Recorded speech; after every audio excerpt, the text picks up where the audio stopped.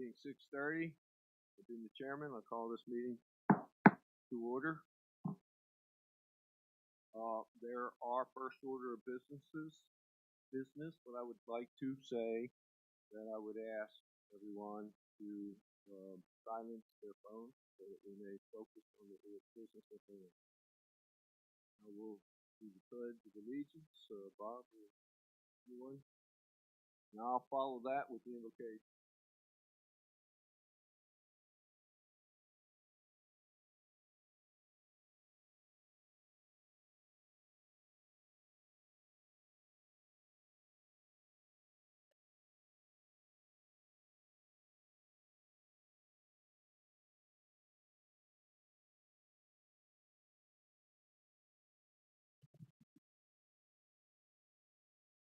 Heavenly Father, we ask that you be with us today as we do the business of the county, with us both parties being amenable, courteous, and that we act in great wisdom and study so that the best outcome be out. Will be. With us and bless us in Jesus' name. Amen.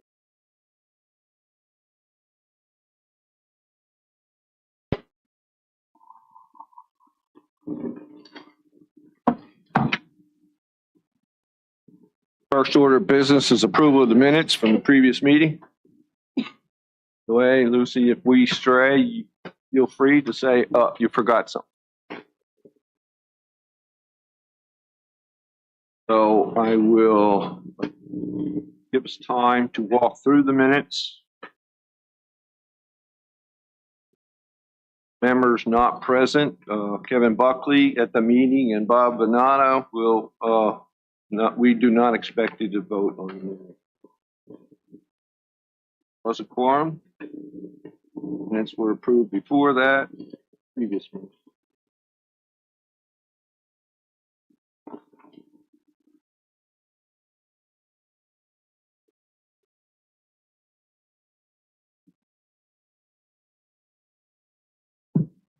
Thank you.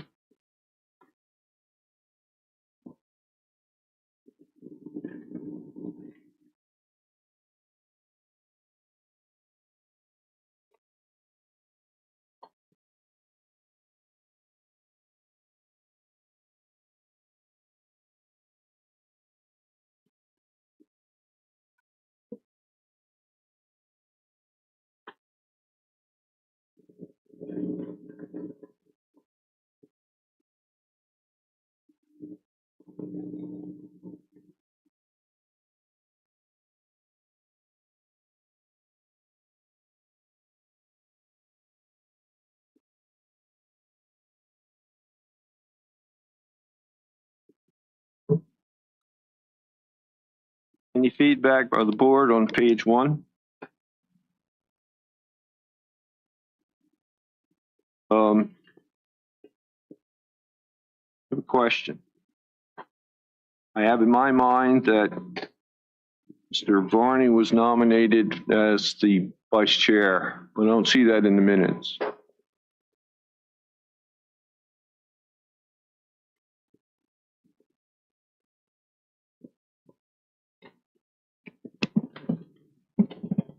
We can have it amended. Would you like that? Yes, please. Page 1. Yes, right in the paragraph, chairman after review, then, a motion was made and seconded and voted on. Okay. I'll have that amended.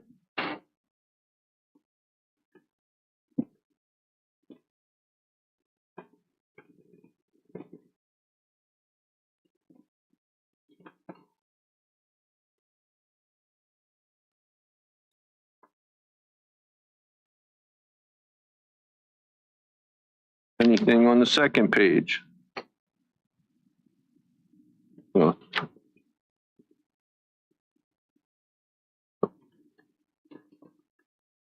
Comments?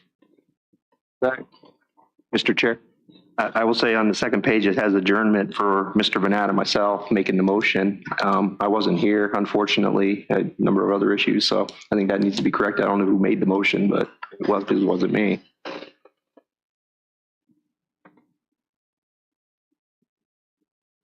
Anybody that was there, remember who made the motion?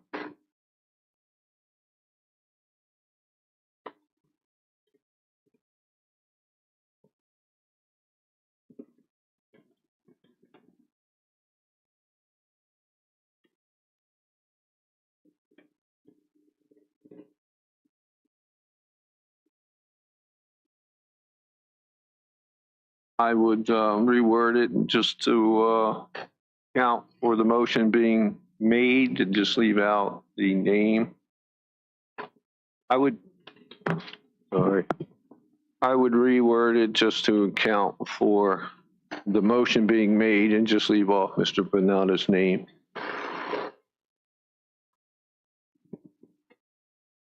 There a motion to accept the minutes as amended? No.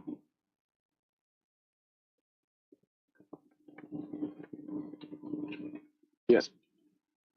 Well, that's the section on the first part. This is the section on the second part. There a motion to accept the minutes as amended? Mr. Chair, I make a motion to accept the minutes as amended. All those in favor say aye. Aye. Any opposed? Okay, motion carries. Minutes are approved as amended.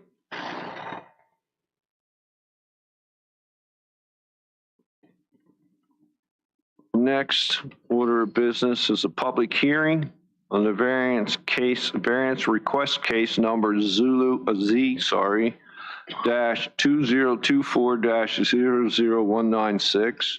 Request by Dwayne Carabin, property owner of a variance from the requirements of section 5-2-6, parents D, parent 5, parents II, per section 5-213 of the King George County zoning and subdivision ordinance for the construction of a 40-foot by 50-foot accessory barn with a 15-foot overhang and a landward 50-foot of the resource protection area buffer.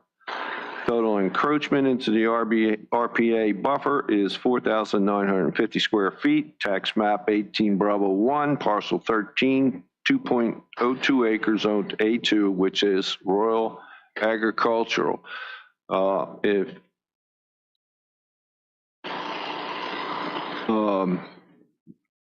Sorry, your last name again? Smolnik. Smolnik. Mr. Smolnik, I will ask you to proceed in just a moment.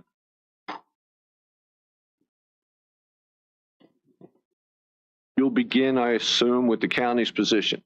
So what I wanted to do is to make sure that if you read your packets, board, you will see that the guidelines were presented to you last meeting by Mr. Stewart. Be aware of those responsibilities. Make sure we execute in accordance with those responsibilities as stated. I was thinking about reading it, but I don't think that's necessary. So we can surface, or I'll surface if necessary. Go ahead. Thank you, Mr. Chairman, members of the board. Sir.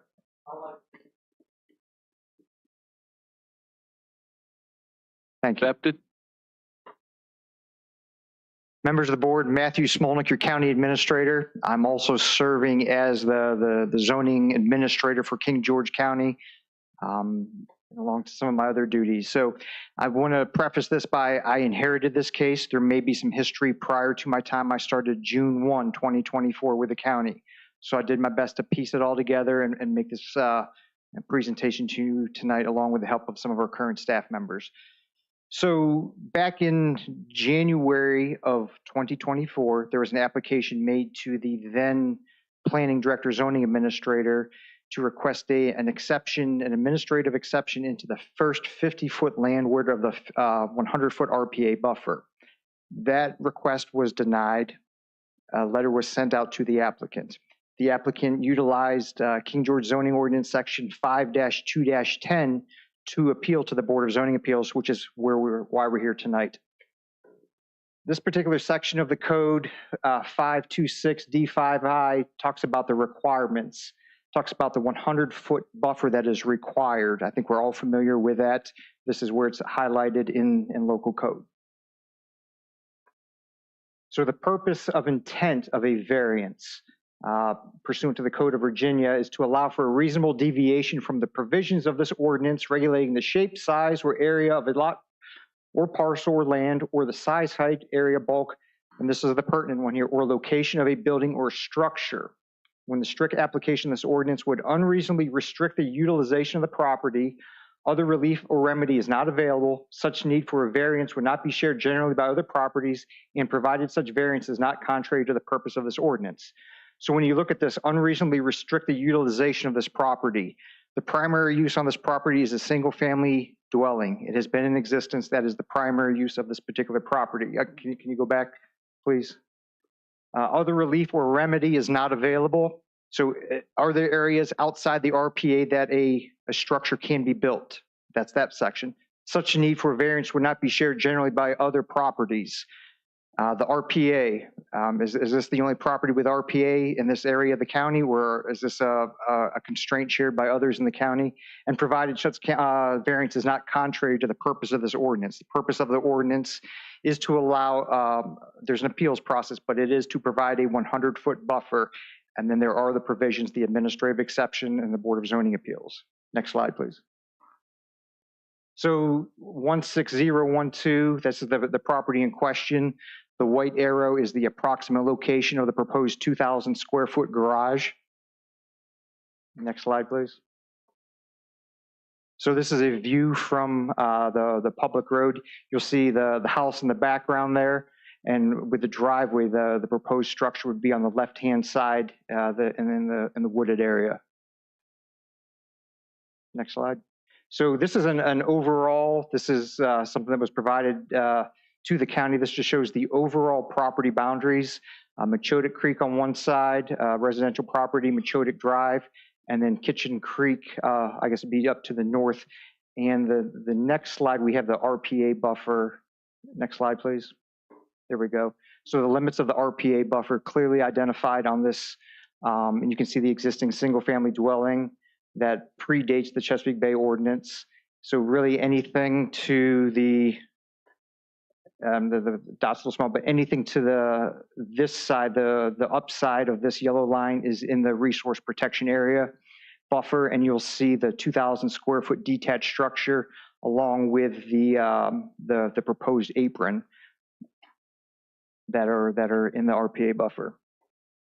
Areas outside the RPA buffer are highlighted in yellow. So the question that was asked is, can you put a smaller garage in this area? And I asked, this was a question that I had with the applicant in my office several weeks ago. So that's a question that the BZA will need to consider, whether or not to allow a 2,000 square foot structure and apron in the RPA, or can a smaller garage be placed on this property? So a variance should be granted if the evidence shows that a strict application of the terms of the ordinance would unreasonably restrict the utilization of the property, or that granting the variance would alleviate a hardship. So is there a hardship on this property? It is currently being used as a single family dwelling. The applicant wishes to construct a 2,000 square foot garage. It is my understanding that the garage will house boats, multiple automobiles, and some side-by-sides. These are conversations with the applicant. I'm sure he can elucidate on them a little bit later on. And then there are different provisions, 5 different provisions in the code, whether or not the property was acquired in good faith, and these 5 conditions are outlined in the narrative that was submitted by the applicant. The granting of variance will not be a substantial detriment to the adjacent properties or nearby properties. Such condition is not of general or recurring nature that can be resolved by an ordinance amendment. Next slide. The granting of the variance does not result in a use that would otherwise be permitted on such a property or change the zoning classification. And finally, the relief or remedy sought by the variance is not available through the special exception process.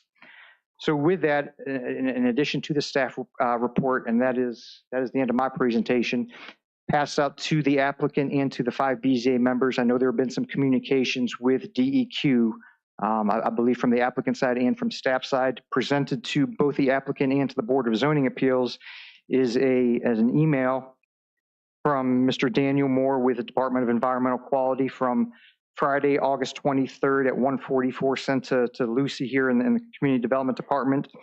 It's regarding 16012 Machotic Drive, BZA item Z-2024-00196. You will see in the email, as discussed, these are the criteria that they're going to look at in the county's Bay ordinance that serve as a basis for the county BZA and its deliberations here tonight, August 27, 2024. Draw your attention to number 3, based on the County Department of Community Development staff report, staff's recommendation that the BZA deny this exception, aka variance request seems appropriate, given that A, the current proposed placement of the concrete drive and detached garage relative to the on-site RPA, B, how the current proposal would result in excessive amount of RPA encroachment square footage, and C, how the 5 findings referenced above have not been met per county staff recommendations. That's the end of my presentation, Mr. Chairman. I'll be happy to answer any questions at the appropriate time.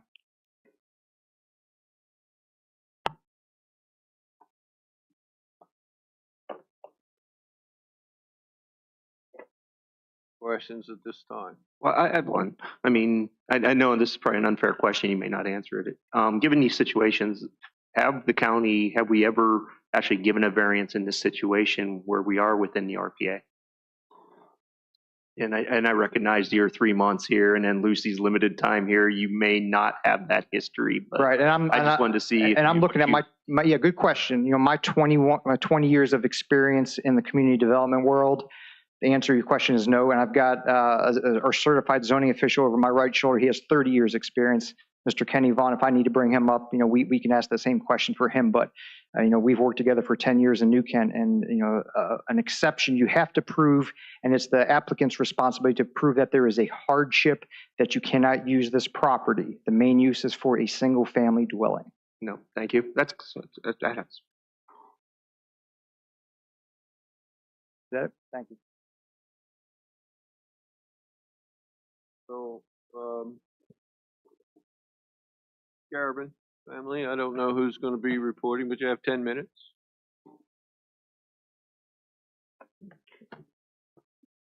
Chairman and members of the Board of Zoning Appeals, thank you for being present to hear our case today. Before we start the clock, I have a minor request for the board to consider. We understand staff's time constraints and the department being short-staffed. We have not had a formal sit-down with current staff to explain the full scope of our project and would like the opportunity to provide a comprehensive overview for everyone, whether it's the board, staff, members of the public, so on and so forth. We're just kindly requesting the board grant us an additional 5 minutes because there are already some inaccuracies, understandably, because the staff had just joined the department a few months ago. But we can provide some additional information on why and how we're even requesting this variance. Any contentions? Granted. Thank you, Chairman and members of the board. First things first, I would really like to take a moment to thank Lucy Tudhill for her diligence, considering she only has been with the county for a few months. We have moved so much further in the past couple months with Lucy than we have since we submitted this inquiry in July of 2023. So today we're requesting the approval of our special exception to the Chesapeake Bay Preservation Act. Tony and Laura Carabin own this gorgeous creekfront property, and Tony is the applicant in this hearing. My name is Savannah Carabin Wimbush, and I'm representing my parents. I'm a King George native, and I currently work for Stafford County. I have a background in code compliance, environmental programs, permitting, zoning, and other land use functions of community development. I've had the pleasure of serving as staff liaison and the clerk for the Stafford County Chesapeake Bay Board, Wetlands Board, and Coastal Primary Sand Dunes Board. I've underwent training from DEQ for the Stormwater Management Program Administrator Certification and the Erosion and Sediment Control Program Administrator Certification. We're joined by my younger sister, Lindsay, and my husband, DeMarcus, who is also employed by Stafford County as a residential building inspector.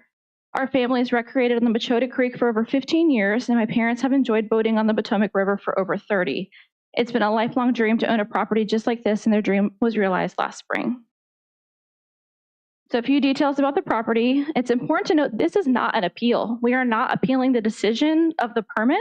We never filed an appeal for that permit. We are simply requesting a variance, and I'll get into the specifics and the difference.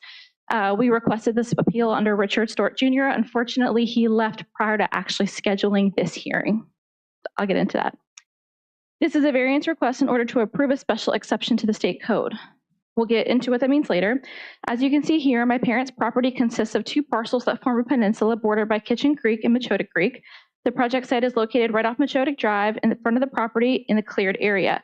It's important to note we have not disturbed property at all. This is the state the property was in when it was purchased, and this lot is considered a pre-Ches Bay lot.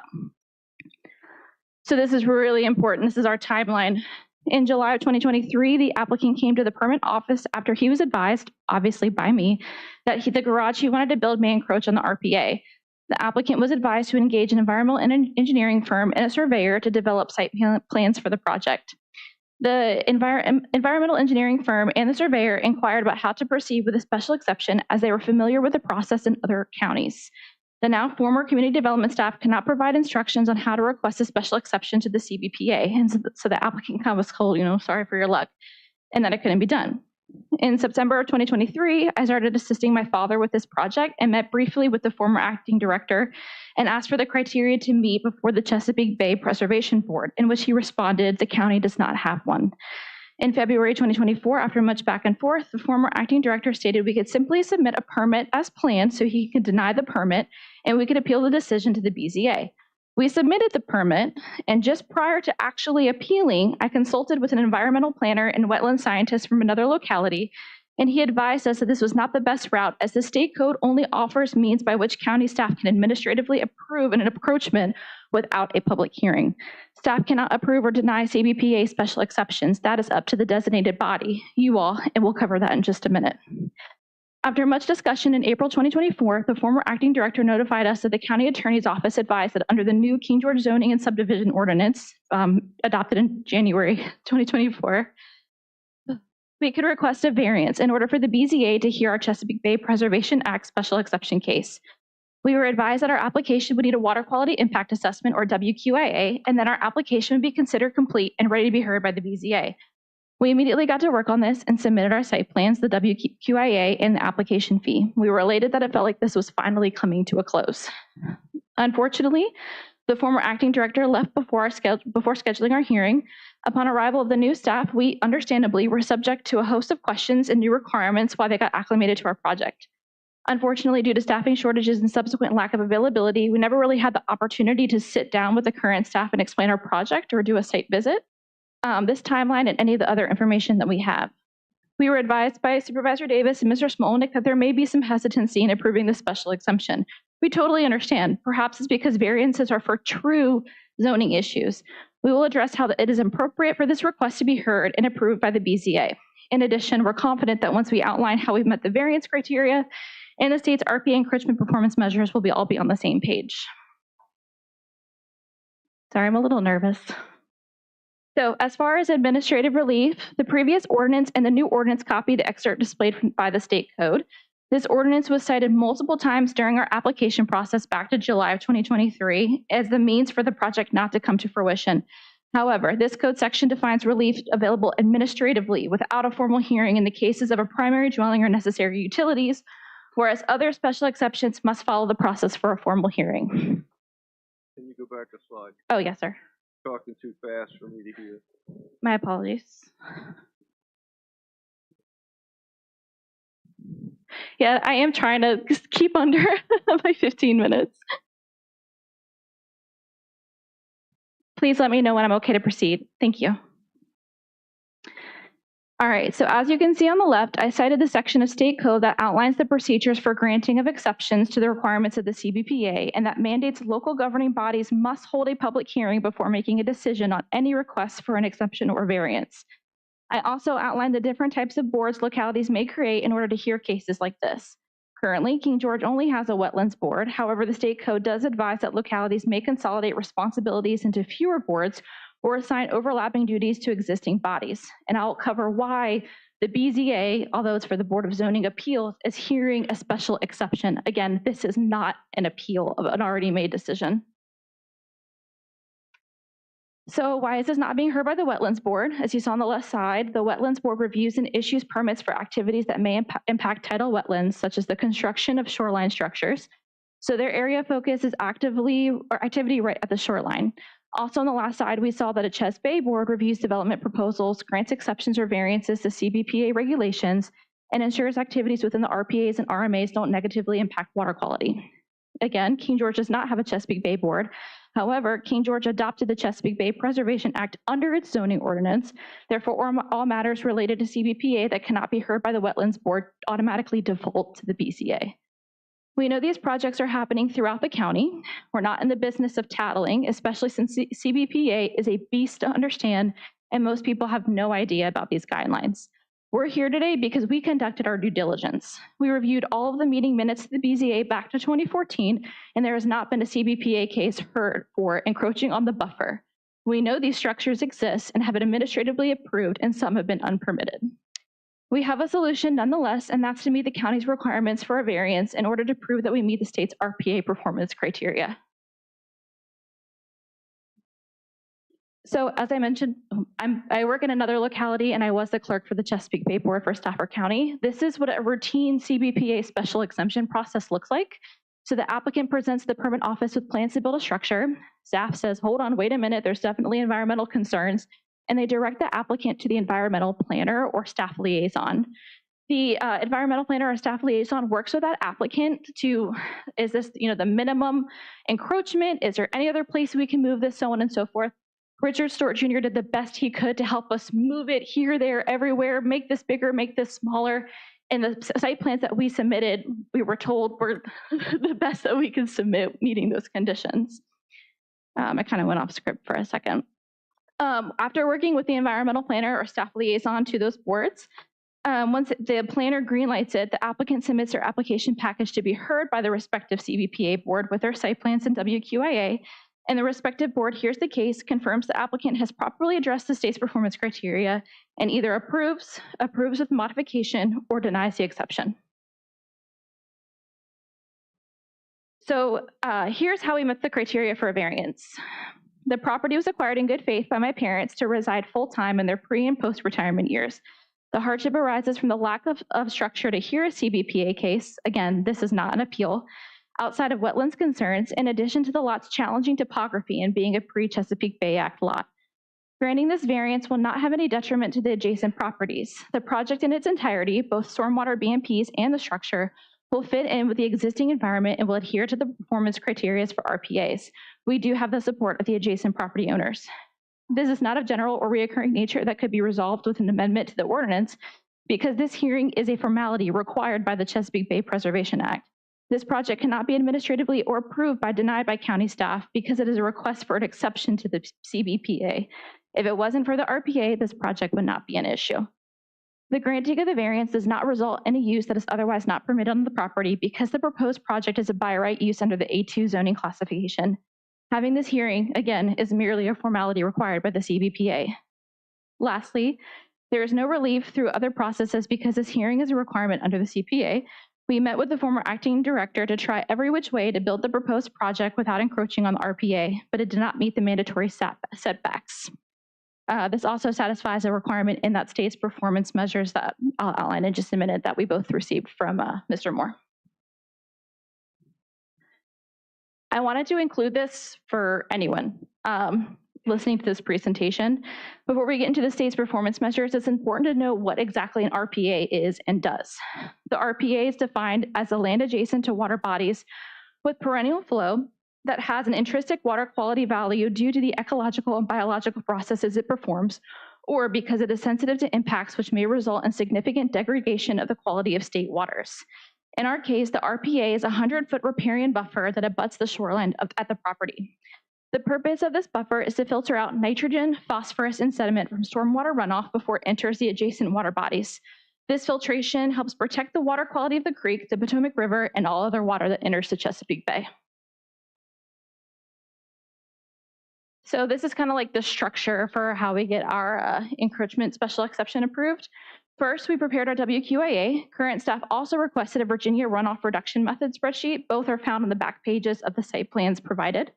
Second, we implemented stormwater best management practices, or BMPs, in our site plans to control runoff.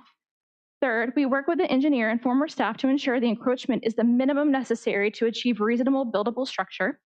Fourth, our plans include the establishment of a vegetated area on the lot that compensates for the buffer encroachment. We've already engaged a native vegetation supplier, and they are on standby to acquire and install the vegetation outlined in the table in the site plans. Fifth, we're required to have a formal hearing. Sixth, we have to maintain compliance with the performance criteria, which we'll cover in the next slide. I'm the reason why we received the email from Mr. Moore. I called him up last week. He's the principal environmental planner with DEQ's Office of Watersheds and Local Government. He's the county CBPA liaison for projects like this. He kindly provided me with the guidance he gives to Chesapeake Bay Preservation Board to determine whether a project should be approved or not, and it's outlined here and subsequently in the letter that you received, because this is where you, as a board, decide if we can meet the criteria to be granted a special exception. So I'm going to get into our site plans. Upon staff request, as I mentioned, we included the VRRM spreadsheet. That requirement for the use of the VRRM is not directly in the code pertaining to RPA special exceptions, but is instead detailed in the Virginia Stormwater Management Program, VSMP regulations, which are part of the Virginia Administrative Code. The spreadsheet is used to calculate necessary pollutant reductions and to demonstrate that a project meets the required standards for managing stormwater runoff, particularly for new development and redevelopment projects. So let's go back to that picture of the project site again. So you can see here, hopefully this is the laser. Healthy riparian buffers provide a pollutant removal. The mitigation provided in the table is to provide the same pollutant removal as a healthy riparian buffer. This site currently does not have a 100-foot riparian buffer. As you can see, it's sand. It's not even grass. It was this way when my parents acquired the property. As part of this project, we're meeting the full mitigation requirements for disturbance in the RPA by replanting trees, shrubs, etc., at the same rate required by the riparian buffers manual. Therefore, we're providing additional pollutant removal above the existing site conditions. At this point, the flow well was added as an additional measure, although, as outlined in our plans, we met the mitigation requirements with vegetation alone. Post-construction, we plan to further enhance the natural swale immediately adjacent to the project site to maximize the health and efficiency of this natural stormwater management feature. We are committed to the overall ecological health of our property, and we know that the existing conditions of our shoreline were not ideal in filtering out pollutants. We've obtained overall preliminary approval for a Virginia Conservation Assistance Program, VCAP grant, through the Tri-County City Soil and Water Conservation District to construct a living shoreline to combat significant erosion and undercutting, also aligning with the Chesapeake Bay Preservation Act's mission. The project has been approved by the Virginia Shoreline Erosion Advisory Service, and we have entered the design phase for this project as well. And just so you all know, that's far more efficient than traditional riprap revetment or a seawall. So we really are going the extra mile in the overall ecological health of this entire property. So this concludes our presentation, and we respectfully request the Board of Zoning Appeals approve our variance request, or at minimum, entertain approval with modification. There has been a whole lot of runaround. We've been trying to do this project for a year and a half. The applicant has spent just about $10,000 meeting the requirements set forth by 3 different acting community development directors. We're really trying to put this baby to bed. So thank you for hearing us out. Could you repeat your request approval for what? Technically, we're requesting the approval of our special exception to the Chesapeake Bay Preservation Act. But if that's not possible, we would love to entertain an approval with modification. When I was talking to Mr. Moore, he did. Can I ask you to hit restart, please? Thank you. He asked us if on the, he asked me, sorry, if on the site plans, let me get to it. Actually, you guys have the site plans. Taking that northwest corner, he said, if you agree to simply potentially drop that northwest corner just to eliminate some of the concrete in between like the garage doors and the driveway, he said that can make a significant difference in the encroachment. I called up my dad, I said, hey, would you be amenable to that? He said, absolutely. I wish somebody would have suggested that sooner. So it's not like we've really received technical assistance. And backing up for just a second, when I initially emailed him, he said, this is technical assistance you should be receiving by the county. No shade to county staff. We've just dealt with a bunch of different county staff. And we never did a site visit. Mr. Moore looked on Google Maps. He was like, well, this is a completely vegetated area. I said, hold on, let me send you a picture. This is a field of sand that's not even contributing to the riparian buffer. So this is where we're at, sorry. Excuse me. So instead of having an asphalt in front of the garage, you could have like gravel type of thing, and that would be better? Or is that considered? Are you asking if we would consider that? I was just curious if you'd looked into that.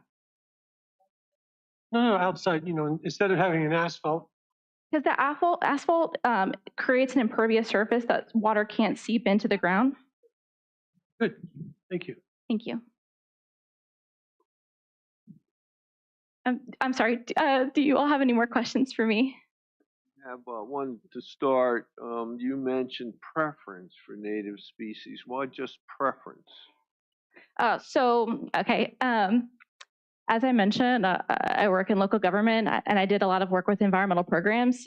Native vegetation, it's detrimental to the overall ecological health of anything along our streams, creeks, rivers, so on and so forth. I actually have a list. I'm working with a gentleman who owns Sustainable Landscapes. It's a nonprofit out of Hague. And he has already provided me an entire list of everything that he would plant so this table right here outlines how many exact canopy trees, understory trees, shrubs, and the exact type of stuff that you have to get into. I've already engaged the specialists to do that. And the reason why native vegetation is so important is native vegetation has deeper roots that's meant for, like, I'm not an engineer here, but it's meant to retain like dirt and sediment, and it also can provide additional filtration other than like Bradford pear trees are actually horrible, but you see them planted everywhere. Native vegetation does the job needed for a project in the tidal wetlands of Virginia. So, and that is expensive. We're talking upwards of $7 to $10 grand just for the vegetation alone. No, I think you misunderstood my question. I'm sorry, sir. I think what you answered was what I was looking for. Oh, okay. You are stating a real preference for planting native vegetation. Yes, absolutely. Not just a. No, this isn't, a mum here, or this there. I cannot even pronounce some of the scientific names of the native vegetation provided to us in this extensive list by that specialist who only sells native vegetation. Yeah, thank you. You're welcome. I have a question for staff. Staff, how much of this presentation is new for you?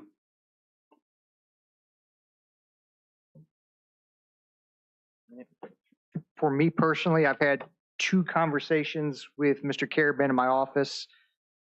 One. I've seen him 1 time. Why did you think it was 2?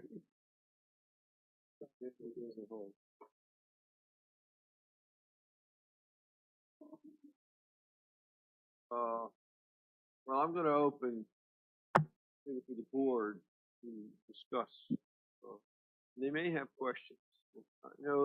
Normally what you would expect is you'd be finished, we'd ask a few, you'd sit down, but it's important enough that we explore this more fully, that we allow the board to question you directly after you've made your presentation. Is that satisfactory with you? And I thought I saw Mr. Davis's hand up, so I'll entertain that. I just want to, I didn't know if you guys had seen the, some of the natural things that they're putting out there to save the shorelines. I had a chance to visit. I do a lot of work on the Machotic. Them. Not them personally, but some of the people in King George. That's some of the stuff that they're proposing. Their banks are eroding around their house. As we walked all around and looked at it. It comes out to a peninsula. But some of the things they're proposing doing, they bring in tons of sand. Then they fill these long bags full of oyster shells and they lay them out all across the bank there. And then they come in and plant the natural grass that's from the Machotic, that's natural to there, and it just grows up. So all that area right there already has some vegetation in it. But if they take that barrier around there and put those oyster shells and put that natural grass, it's going to protect that. I had the chance to see one of our constituents right down from them, and he did it all the way around his whole entire property. He had Burgess come in and do it, and it's absolutely beautiful. I've seen pictures of what it looked like before and what it looks like now, and that whole shoreline has just been preserved for years. And it might be something worth coming out to look at. He's familiar with you guys too, and so is one of the guys on the other boards. But it just, I was impressed by it. So much so that I've met with the Bays and about doing the cliffs that are Machotic. I don't know if you've seen them over on Pumpkin Hill or across there. About now they're talking about coming and doing the exact same thing to protect those lands and protect those cliffs from falling, because the cliffs are kind of neat looking. People like to see them. So that if the government's kind of looking at doing that over there for us, and that's what they're looking to do here, because you can see what it's kind of looking like, and it needs to be protected. But they bring those in and plant that grass, and it's going to make a heck of a difference for it. That's all I wanted to add.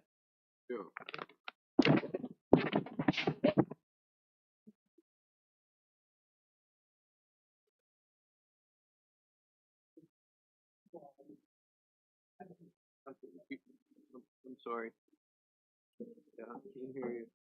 The undercut, like underneath that shed and along that shoreline behind that grass is cavernous. It's huge. I can crawl in there and, wave my hands around. I need some shoreline protection there, which that's what the oyster bag, that's what the oyster bag, is for the undercut. It's so extensive. Just to provide some additional clarity, I understand the project is not about the living shoreline, but we wanted to express just how seriously we take ecological health of our property, and that the fixing the riparian buffer, because it's obviously not performing as it should be, is just one piece, one component of the overall overhaul we have to do to this project to just sustain that shoreline, because the riparian buffer is just as important to that project as that project is to that riparian buffer. In other words, you would do this no matter what. Oh yeah, we started engaging, VCAT for this well before he even said, oh, listen, garage. That's good to know. Yes, sir.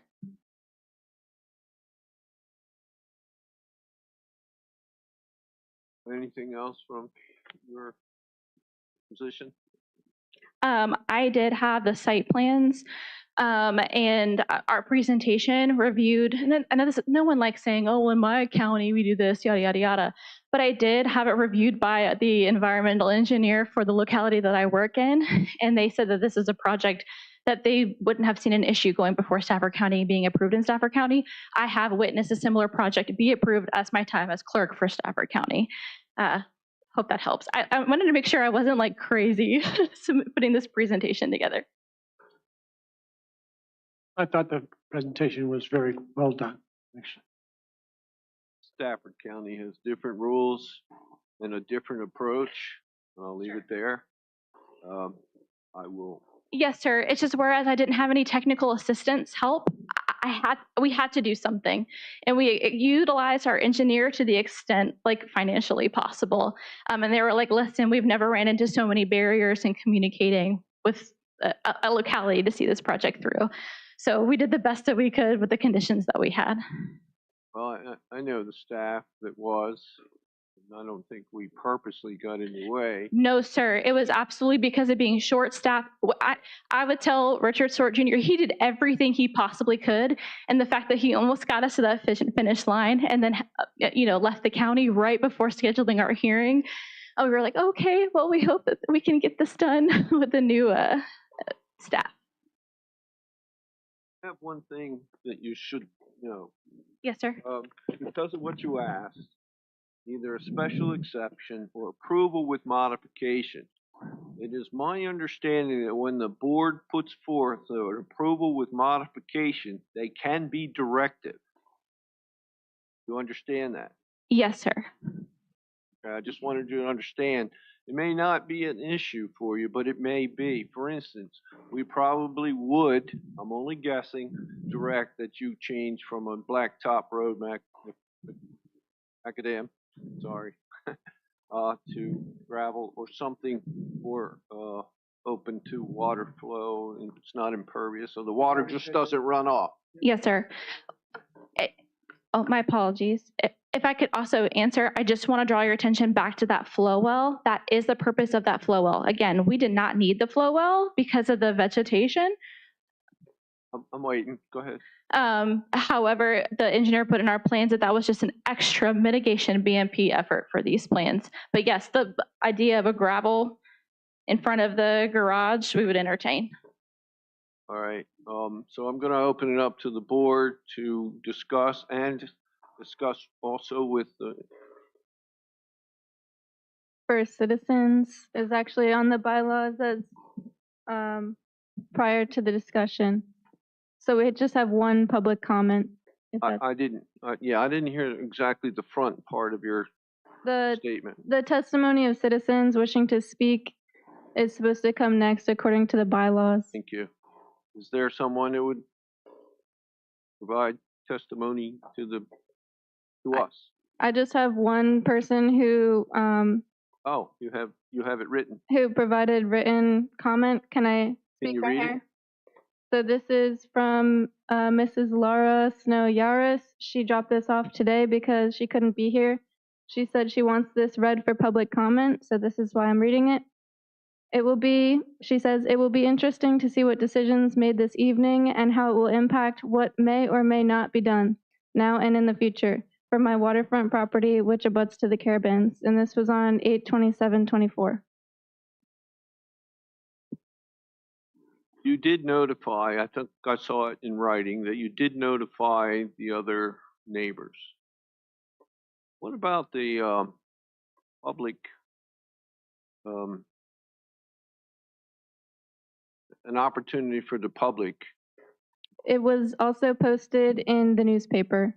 and there's been no public response outside of Ms. Yaris?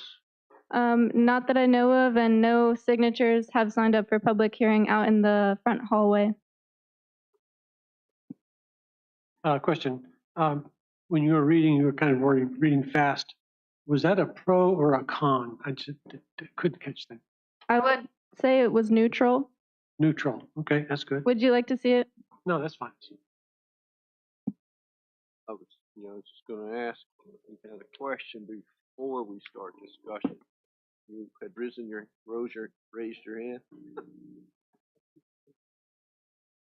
Gonna check my grammar.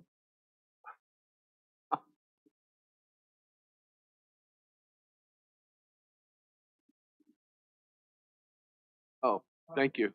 Thank you. But didn't you have a statement earlier you wanted to make?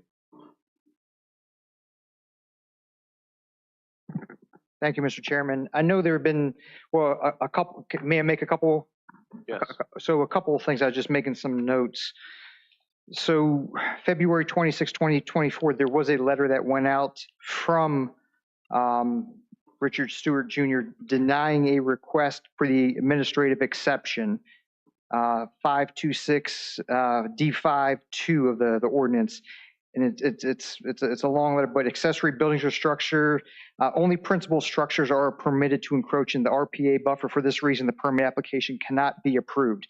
So that February 26th was the denial from Mr. Stewart. And then per 5, where are we at here? Per 5-210 of the code, denial of plan appeal of conditions modifications. And I'm saying this, why are we here tonight?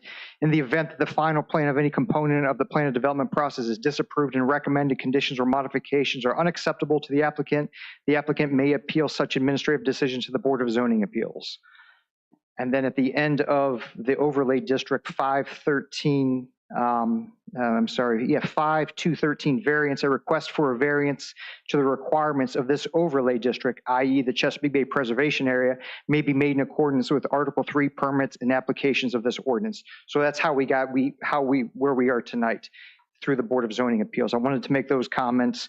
And additionally, on the application that was submitted, received April 26, 2024, signed by the applicant, and they were applying for a variance from the provisions of Article 5, Section 5-213, which is what I just read. So that's why we're here tonight. I wanted to make that clarification. I know there was a comment made about gravel. I don't work for DEQ. I've worked for worked on development for several decades. My understanding working on impervious cover is gravel is defined as impervious cover per DEQ, same as asphalt. Now, if somebody was here from DEQ, they could answer this, point to a code section. But in my understanding and my works with DEQ, that is the case. So gravel is the same as asphalt, same as concrete. Pardon me, so the question is, what would be the alternative for something that? You know, there are permeable pavers that are out there. There's Oh, well, there's that's the all I grid. meant, a Right, permeable yeah. paver. Yeah, gravel and permeable pavers, very different in the eyes of I impervious think, cover. yeah, I think Okay, your gotcha. contention is with Okay. gravel specifically. Right? Let me see here, you know, so the applicant, and let's see here, you know, I did speak with Mr. Carabin, asked if you could build a smaller structure. So again, this is the applicants, and I commend all the work they've done on the shoreline. What's before you tonight is a 2,000 square foot accessory structure and an apron in the RPA. So is there a hardship for this structure? And can they build somewhere else on the property? Can they build something smaller? So Thank you. just to amend my statement from earlier when I said gravel, because I was talking about something that was permeable. Thank you. That's all. I have a statement, maybe a question. I don't think, in my mind, that cannot is the term that should have been used in response from Mr. Stewart. He has the option, after he evaluates the data, to make a decision, which then can be appealed, but it's up to him to make that decision before it's brought to us. So cannot is not appropriate. He could have I'm sorry. made a different decision, but he wrote in there that we cannot because X, Y, Z, we cannot. He could have said X, Y, Z indicates that you're not meeting the requirements and therefore shall currently be denied. And then he could have gone on with advice on what to do about that. Mhm. But he just simply said cannot, and I don't think that was accurate. I think he can. Go ahead. Which Yeah. He was pretty good.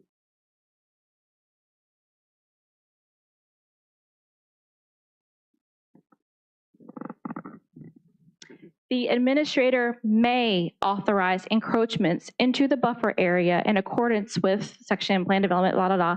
Encroachments into the buffer area shall be the minimum necessary to achieve a reasonable buildable area for a principal structure and necessary utilities. And at that point, the administrator is the one who determines what is reasonable and what is not. That's what I meant.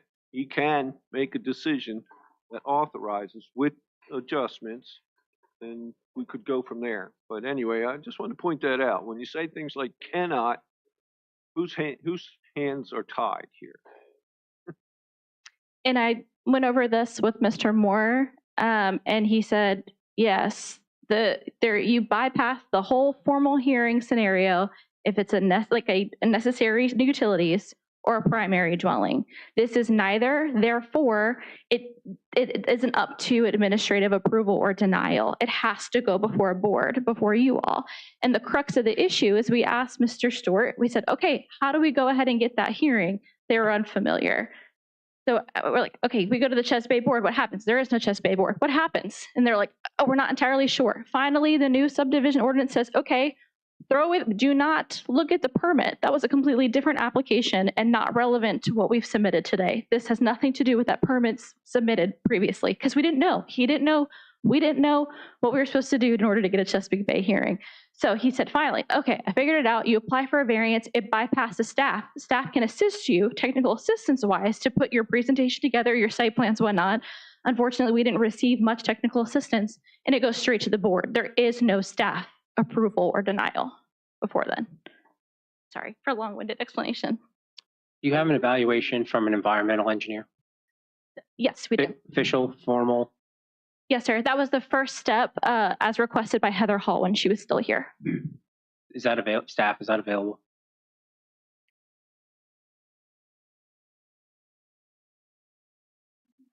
Hello. I can find it on the computer tracking system. It should have also accompanied the packet along with the site plan, the water quality impact assessment.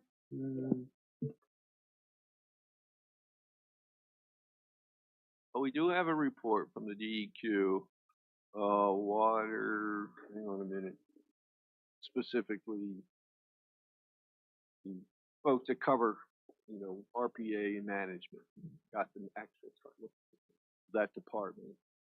And in the end, it says, based on county staff's consultation with DEQ Office of Watersheds, and I applaud that, And local assistance program staff, county staff, are prepared to work with the applicant to make necessary revisions to current site plan to show a relocation site for the proposed garage and eliminating of the proposed concrete driveway. So there's room for us to discuss and negotiate the ground. Yes, please, because I'm sure we would all love to avoid, or we would especially would love to avoid paying another $900 application fee just because we made changes to the site plans outside of the discussion happened today. As I mentioned, we're already almost 10 grand deep into a project we don't even know if it may or may not come to fruition. So if you prefer, we can do an approval with modification, which would be great. Love to talk about it. Or perhaps we could table this and work with staff to come up with something that is less of an encroachment. However, as I mentioned before, we did work with Richard Stewart Jr. on that less of an encroachment. And Daniel Moore did say that his immediate thought process was just dropping that northwest corner. So I feel like we may just end up in another loop.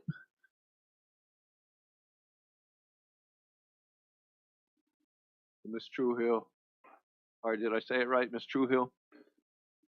Tuthill? Tuthill, like King Tut? Tuthill, thank you. I just didn't want to call you by your first name. Ms. Tuthill, if we proceed with discussions on approvals with modification, will the modification incur a new fee? No, we've had one public hearing. It's a one-time fee. Unless you have another public hearing, there's no additional fee.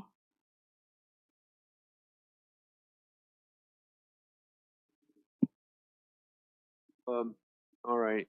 Is there anything more you'd like to offer? By the way, I wanted to offer that you're very astute. You found a way to get the time you needed. Doing my best.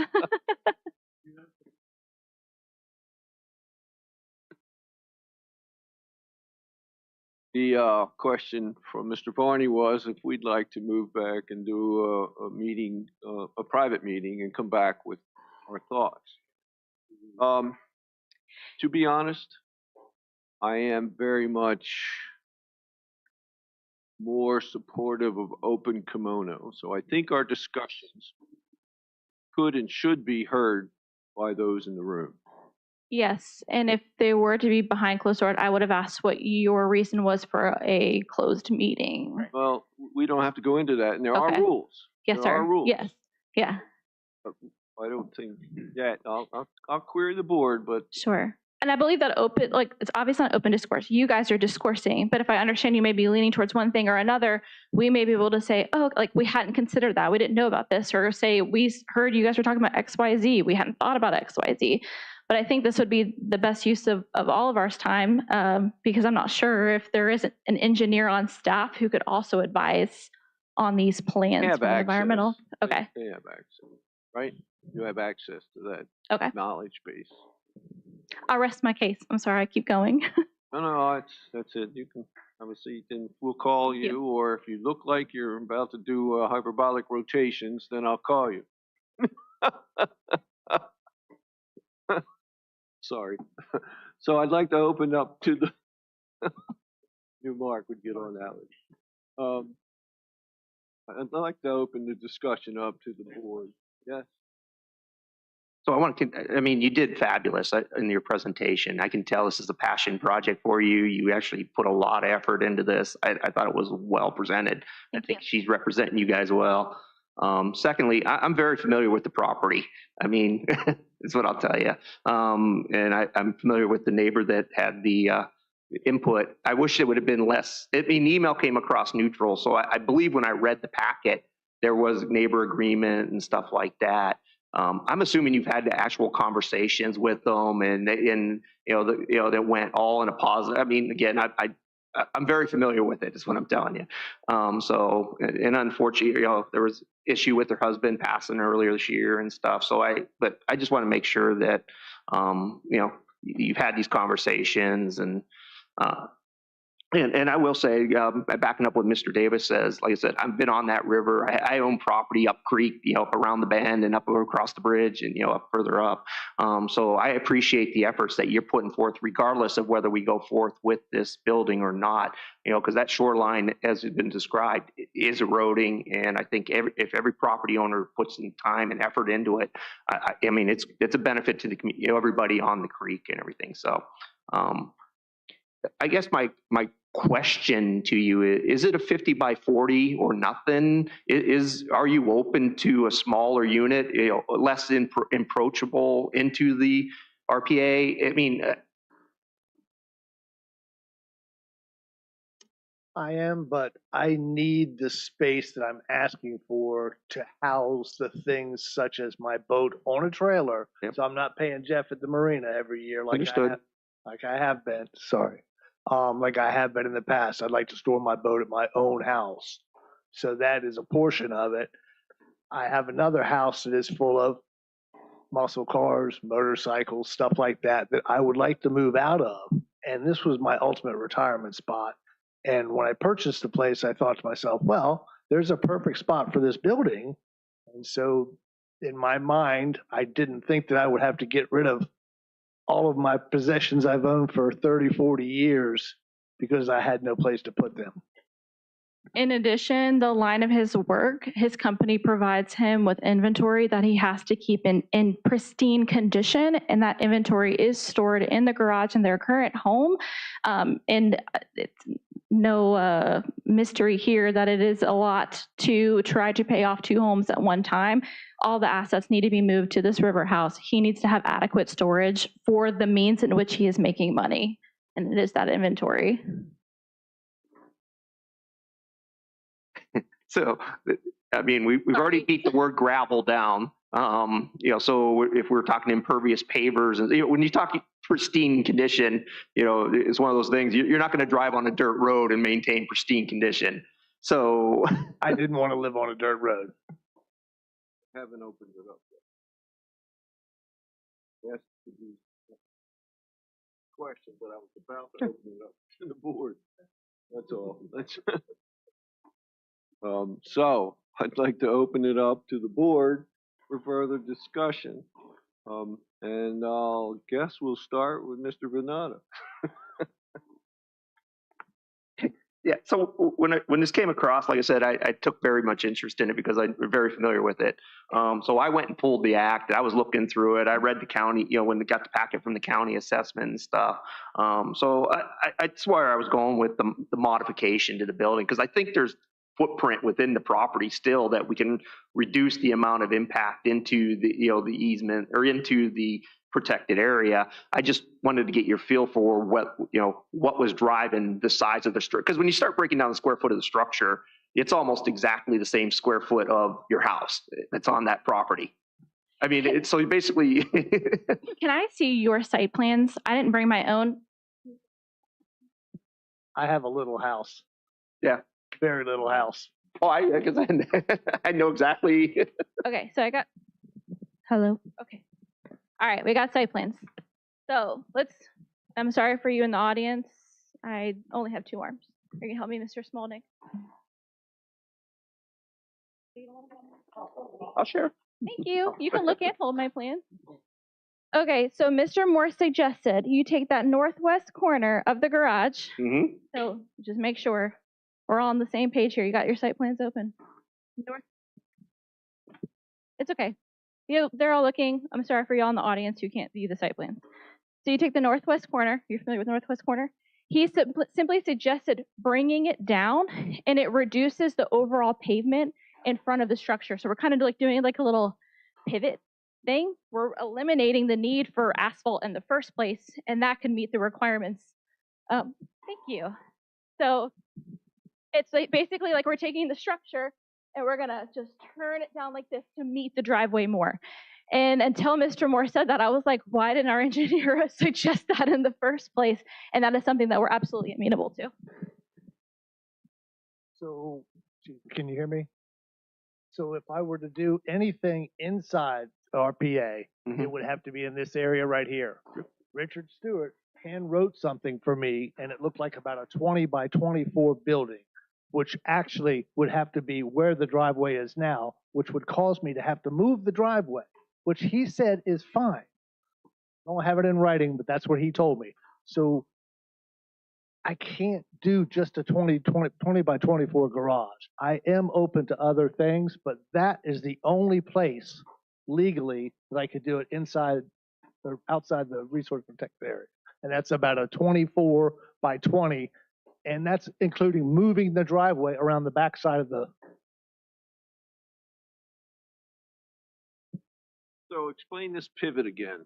You could Yes, sir. still have a 40 by 50 pivot and move inside that space? So that's what he suggested, taking that topmost corner there, and it's almost as if you're dragging it down, and that pivots the entire structure. So this corner comes down a little bit closer. This corner will stay the same, but this corner comes down a little bit closer to meet the driveway, and you're getting rid of more of this impervious surface that stormwater runoff cannot go through. And the amount of overhang, would that change?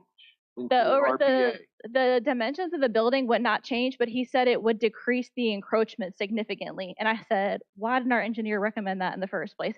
Because you're moving away. I'm not even tall enough.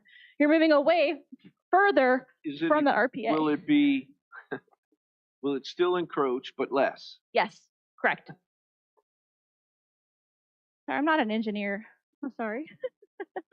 So you won't do hyperbolic rotation. But,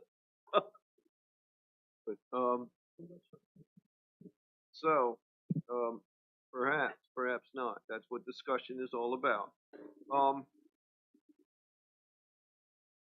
So I want to surface something in the discussion. You talk about the structure. It's new that you're talking about using it for commercial purposes.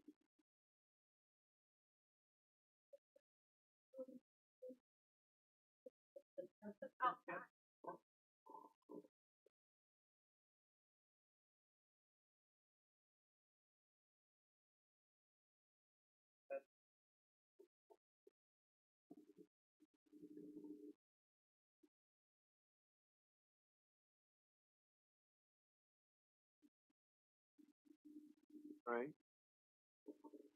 For discussion from the board, feel free to ask questions if you need to. Yeah, so I can appreciate the efforts that have been gone through.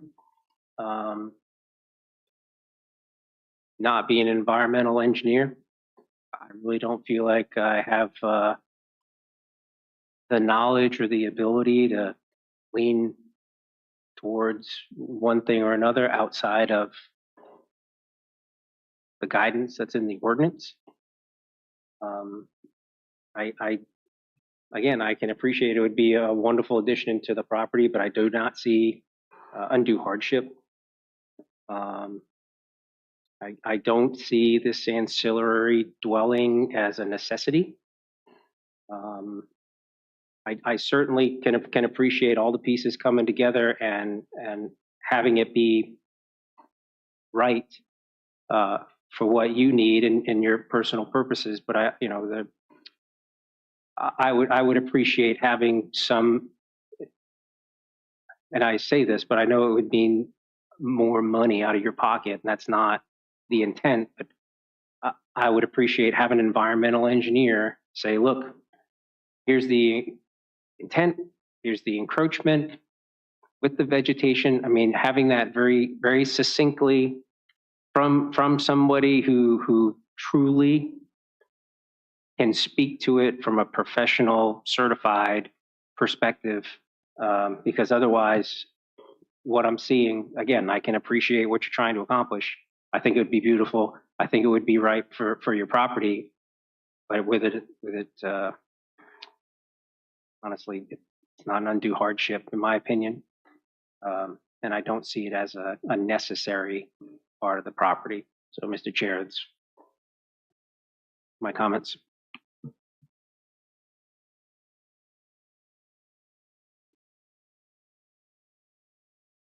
Right now, I would like to recommend to the board that we move forward, well, let me back up. I would entertain we would entertain a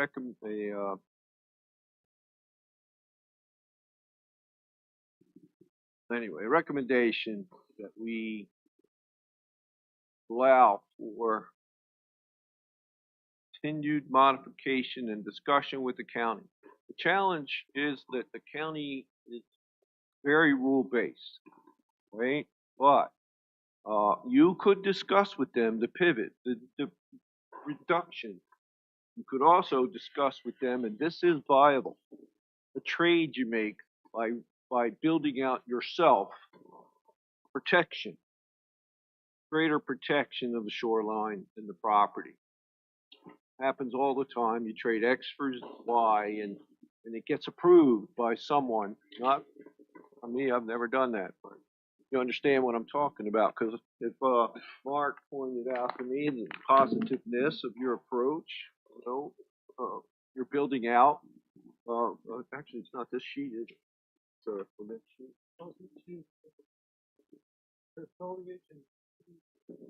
Oh, here. Yep. Yeah.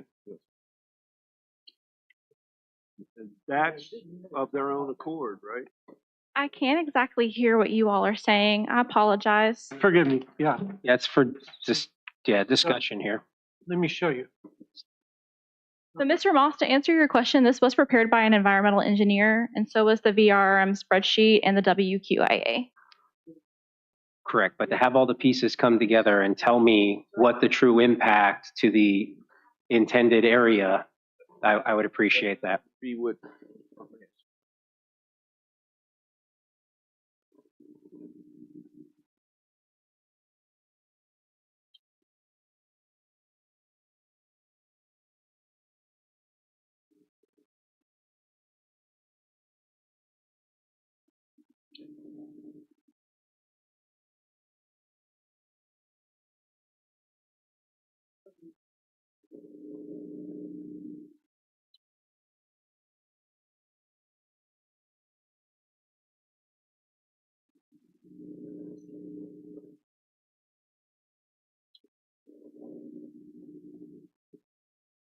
But I actually can't tell on this what would be new and what you plan. I see some shrubbery.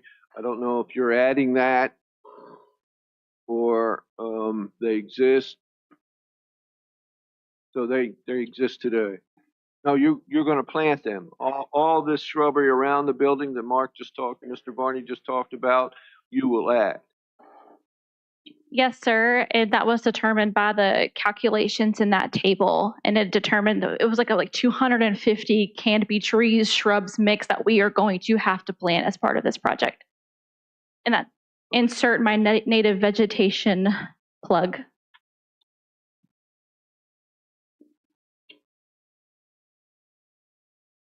Is there any further discussion?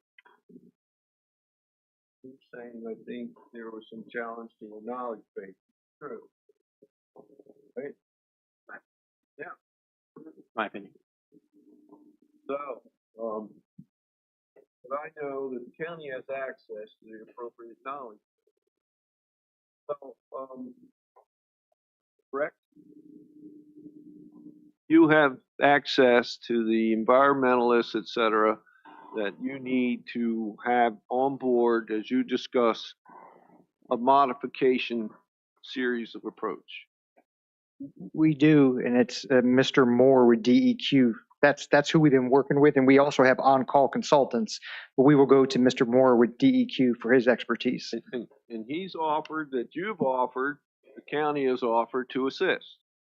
Yes, ma'am. That's what I meant by hyperbolic. I just want to clarify, Mr. Moore did not come into the picture until I called him at the end of last week. Well, this isn't like a here or there. Yes, because it was advised, but they're like, have you engaged Mr. Moore? And I was like, no, I don't. Who is Mr. Moore, right? And I emailed him and just say, hey, can you simply be present for our hearing for questions like this?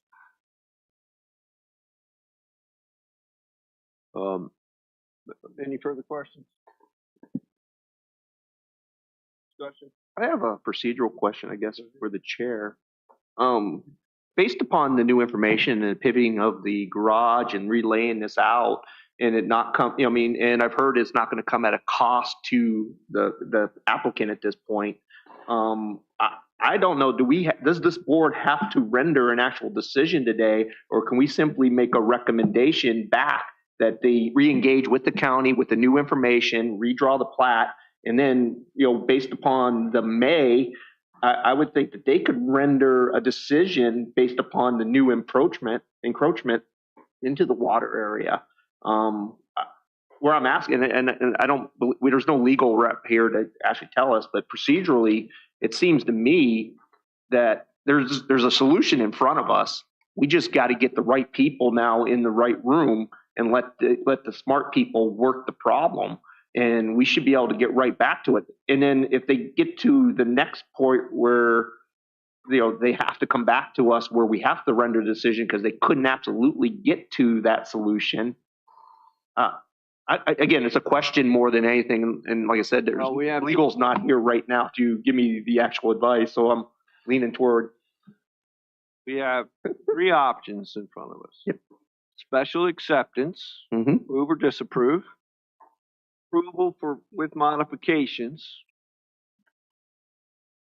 or I would entertain a motion that the Carabins and the county work together to come to a more amenable solution, hopefully one that the county administrator, yes, right, who approves? County administrator, right?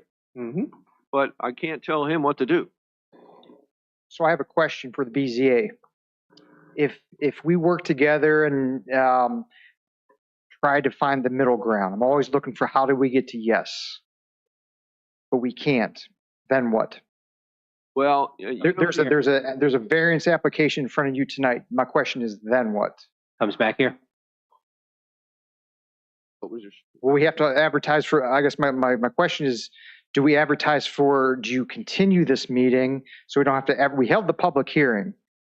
Do we come back, and I do not have a JD after my name. I tried to call 2 attorneys in the last 5 My minutes. point was, I think that he was going to make that we continue the discussions and bring it back to us with whatever modifications seem amenable. And you don't have to agree to that it's good. What you tell us is what are the restrictions that remain and what's your response to that restrictions, and we make the decision when we come back in a month, 2 months. I think that's a good idea. I would like to propose Motion. another solution. Okay. It seems like the property owners have already said, well, we are going to change that map. We're going to do this. We're going to do that to make it even better. Why do they have to come before us? I say we can vote now and say, You can't approve modifications that are not before you. Well, and the other thing is too, what is the actual environmental impact? And is that in keeping with the intent of the overlay? And I can't speak to that. From what I heard and saw in the discussion in the presentation, that's already been done. Agree, but is that authoritative? They've already gone to the experts and they've been Where is doing that? this obviously for a very long time. They've been working for a year and a half to make this thing work. And it seems to me they're this close to being there. It's going to rotate the garage a little bit and don't put asphalt down, and we're good to go. I mean, what else is there to do? I would say give them the authority right now. Make a motion. To do what? Make the motion. There's no modifications before us. It's a zoning appeal, right? So they're appealing the zoning, and we should say, okay, you're good to go. Go and do such good things that you can do. That's in my Change opinion. the zoning. We are not allowed, permitted, authorized to change the zoning. That's tantamount to a change. Okay. So what I started to say was what I thought your motion was, and I Yeah, clarify. pointed it forward towards allowing you some time to make adjustments, work with the county board as you do so, and let's finish this discussion at the next meeting, which is 30 days, thereabouts. It could be a little longer. I'm amenable to that.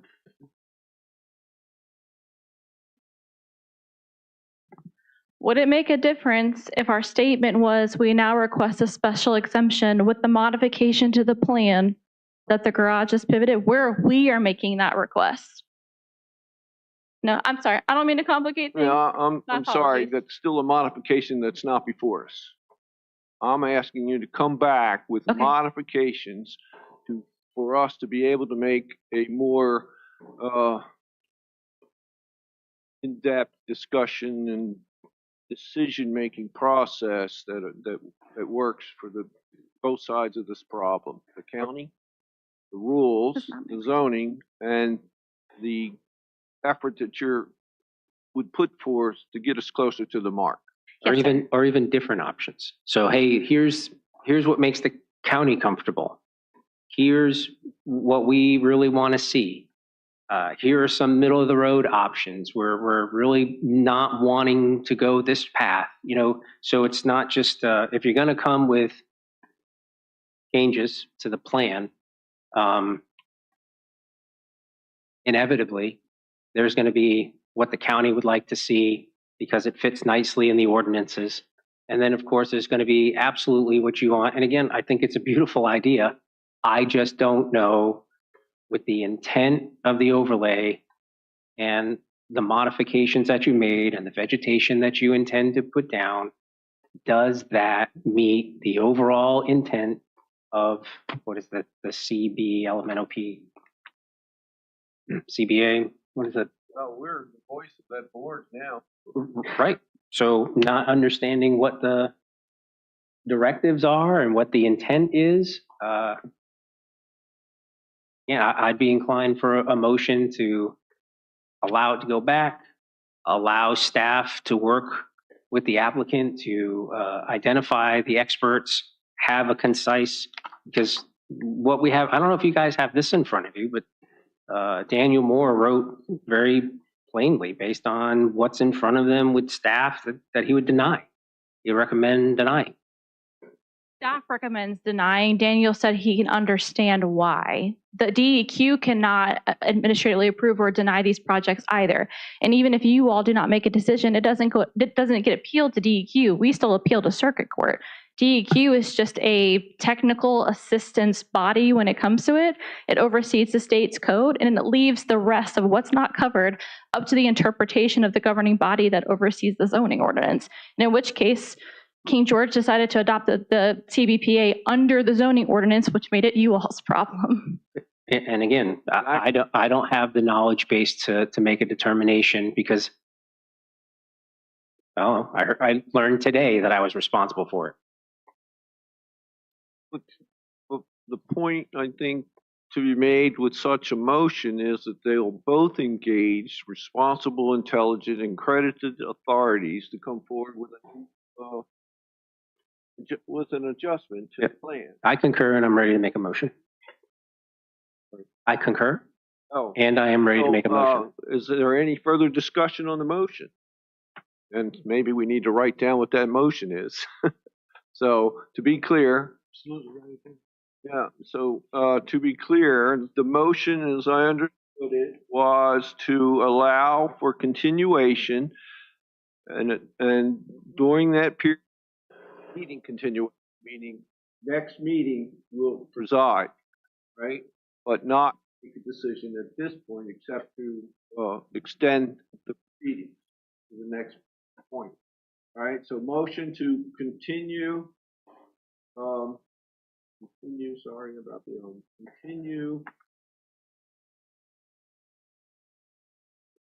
30 days.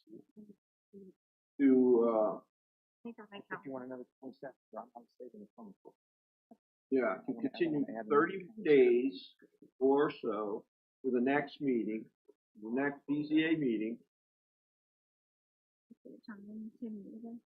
at which time Carabin you and yours representatives come back with a final, having worked with the county as best you can, and the county giving you the knowledge they have about what's wrong and what's right, but you bring back your modification for the next meeting. May I get a clarification on the specific date?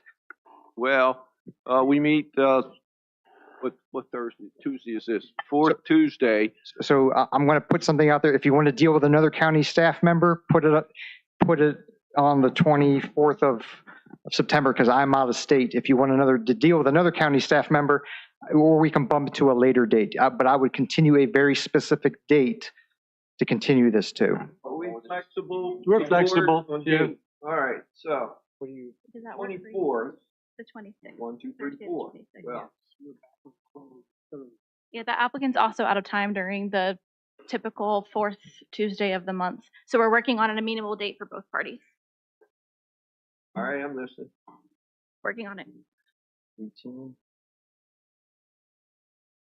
They're flexible, we're flexible, so later is okay. It would be unfortunate.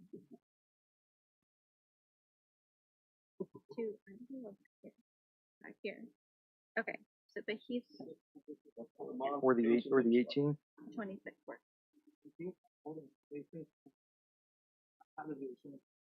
Do you think that's adequate time from a staff perspective? And we can schedule a meeting, like our engineer, your staff, you like find like sit down and really get into the weeds on the plan. Yeah, what would you base that on? If you don't have a You just modification make the to motion. approve. Whatever you think it is, make I'm the just- motion, because we can talk about it. Right. There are difference in opinions, that's why. Sorry. We make the motion, we vote on it. We That's have our a discussion motion, piece. we haven't voted on it. No, We're we don't, still we in haven't made the discussion. motion. We've written it down. In any case, what is it you'd like to? So I believe the county and the applicant are both okay with Wednesday, September 18th.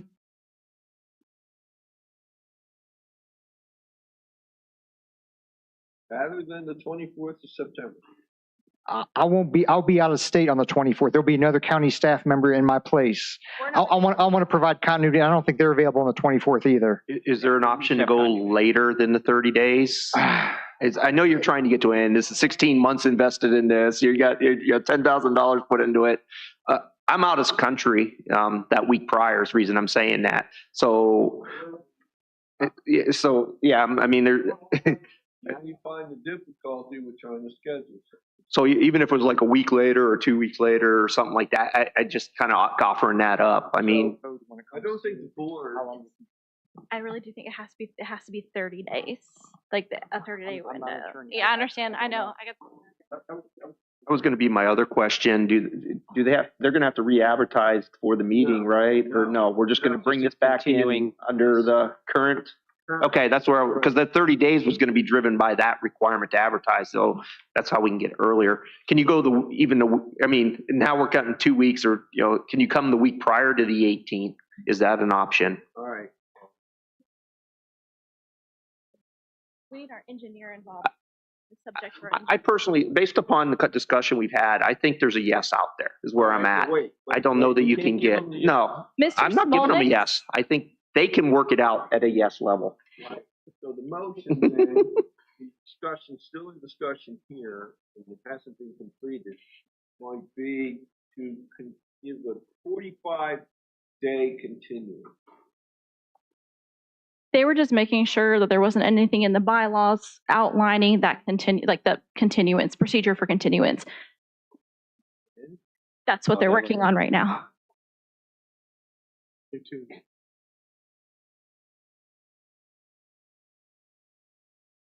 Before a decision is made by the BZA.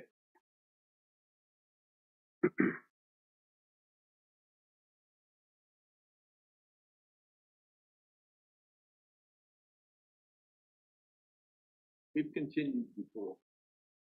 So we just hold our decision on abeyance until the next time. Right?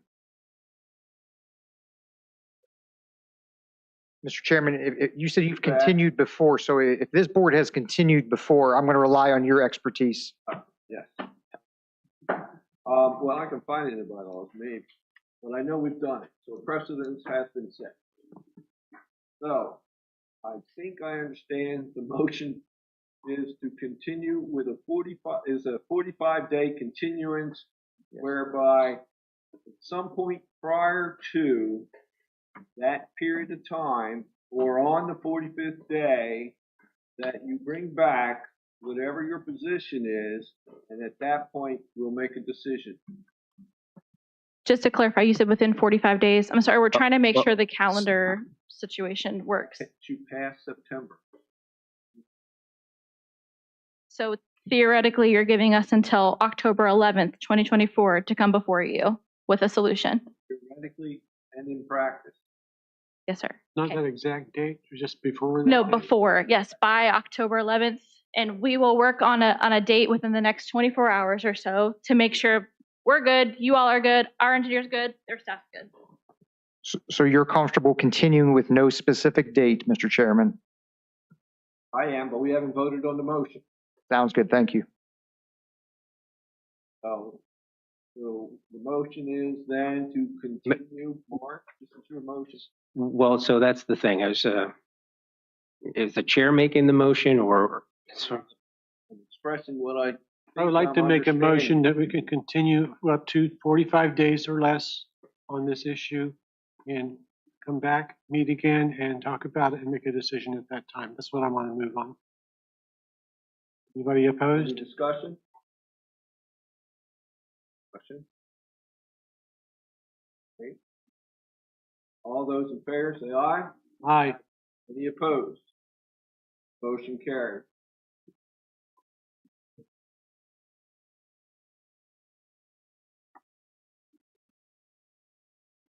Sorry, I moved the agenda. I think we have new business next. Just to make sure, it's 45 days or less, right? Well, it has to be written, but he's, Mr. Ryan is clarifying it's 45 days or less, meaning the flexibility to bring us in to make a decision there. And we'll discuss that, what's open to us and what's. It's just assuming, just for sake of argument, if the plaintiffs have, say, something in 3 weeks, 4 weeks, and they want to come in earlier, we're amenable to that? Or do we have to make it a hard 45 days? It's 45 days or less. Okay. So we are by definition flexible. Okay. Wanted to make sure that was clear. And I'm going to call that motion a carry. Done. Next order of business is old business. Is there any old business? Any new business? Any other business?